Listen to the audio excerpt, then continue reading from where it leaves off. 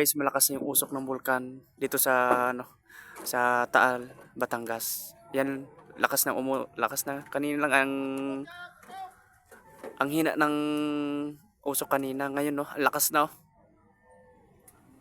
Oh.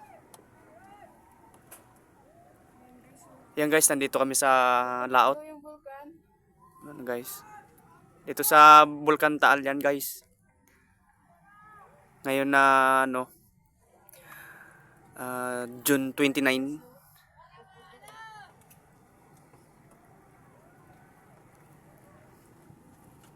Yan guys, dito yan sa Batangas. Ayan. Lakas ng usok yan guys.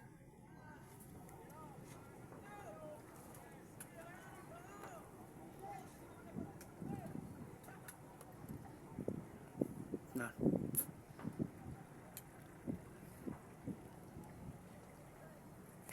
Minsan hihina siya ng lalabas ng usok. Maya maya lalakas yung usok.